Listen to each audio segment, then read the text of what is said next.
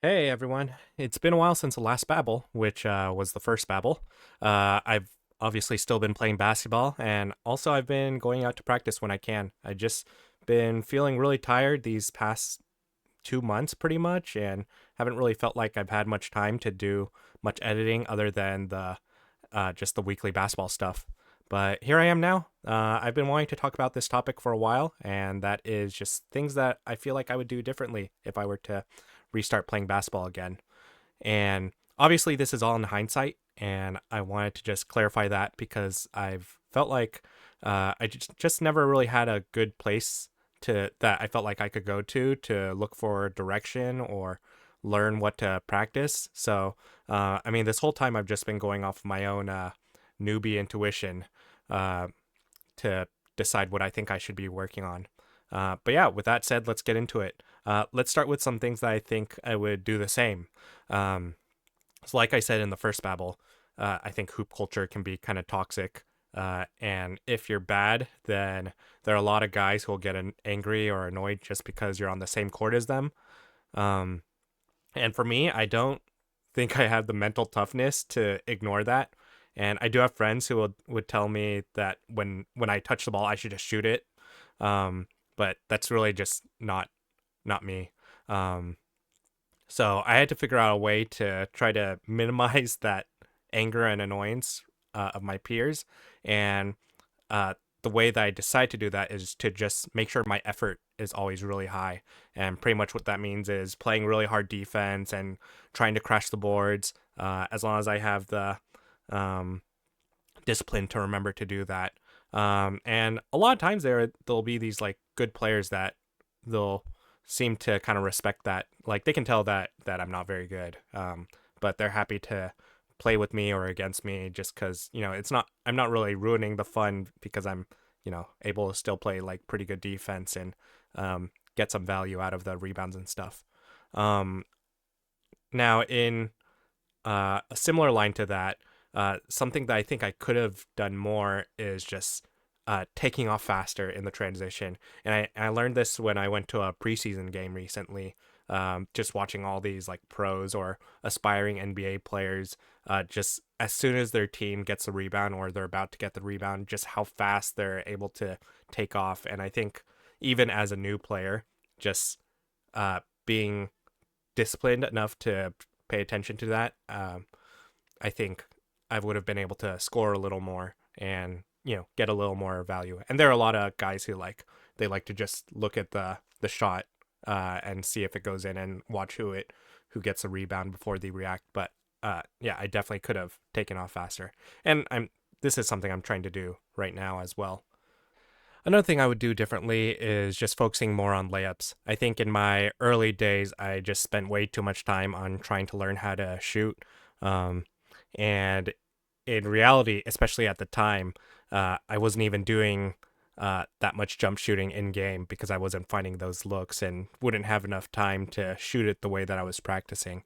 But what I was getting was just these random times where I get the rebound and I happen to be open, or there's some confusion on on the defense, and I and just happen to be standing under the rim, and they give me a pass.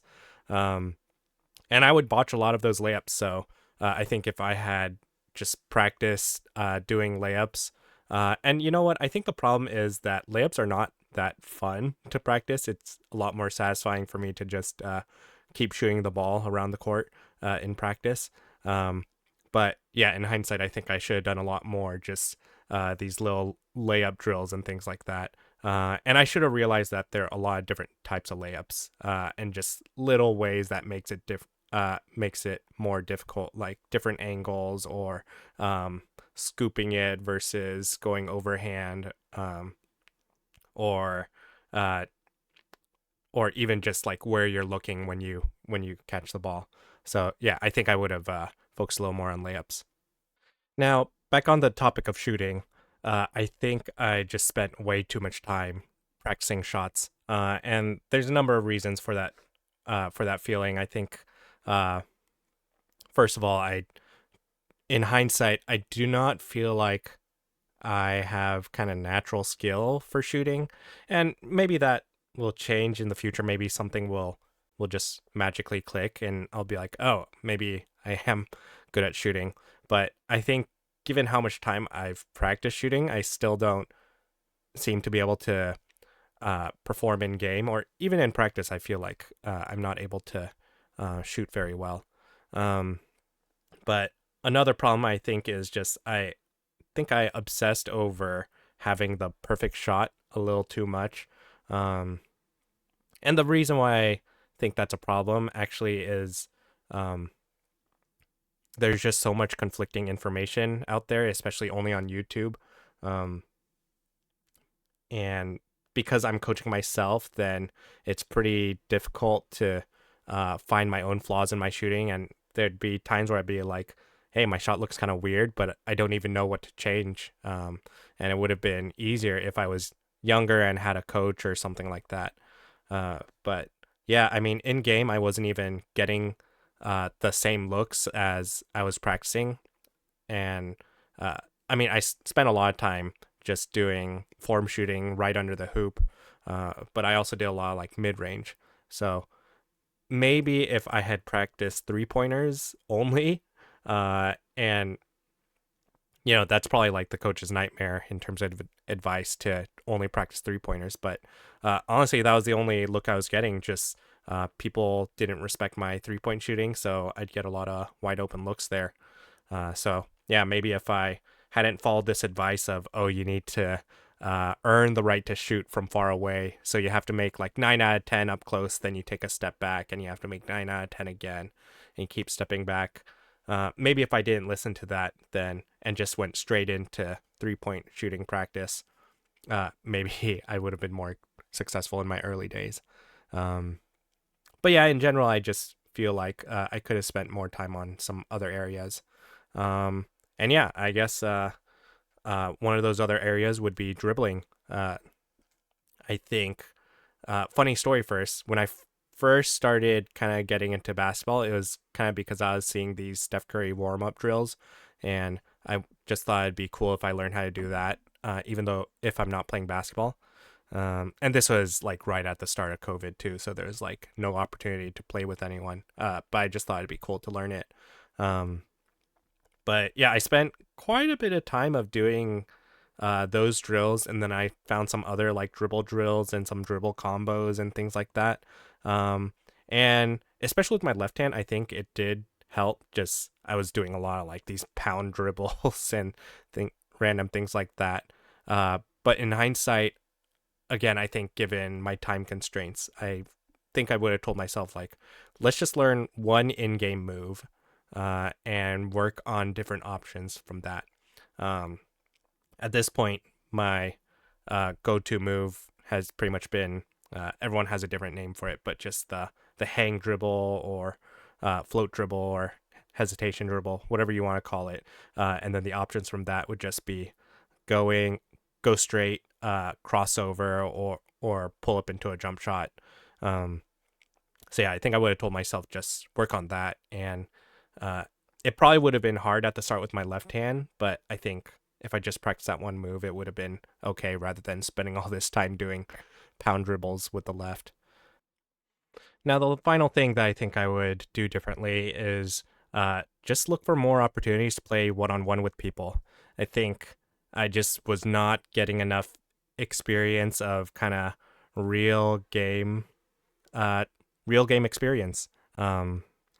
And especially being new and uh, just whenever I'd play with strangers, whenever I play pickup, then I wouldn't get to touch the ball very much. And when I would, then it'd be just like so long since I had touched the ball. So then I would mess up whatever thing I was working on because I just didn't have enough experience. Um, so I think, yeah, I was obsessing too much over these like form, like in shooting or even in like dribbling and some things like that.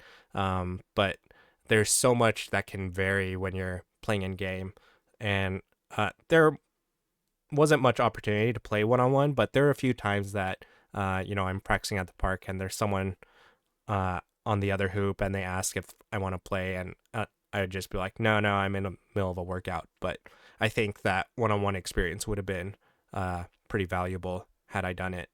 Um, and even at pickup when people like packing up to go home, but there's still time. Um, that there are some times that I could have played with some people, and uh, granted, this kind of goes against my preference to be more timid and kind of just do my own thing. But uh, if I were more focused on getting more live game type of experience with the ball in my hands, then yeah, I would have played some more 101. So yeah, that's pretty much it, at least as far as all that I can think of right now. Things that I would do the same and things that I would do different if I were to relearn basketball. Yeah, thanks for sticking till the end, and I'll catch you in the next one. Bye. Do you want me into your Baba? Yes. Oh, but Mama doesn't. She doesn't? Mama doesn't want me, It's probably okay. but she doesn't want me. Hmm. Well, it is pretty silly looking. Cute, cute. Baba, I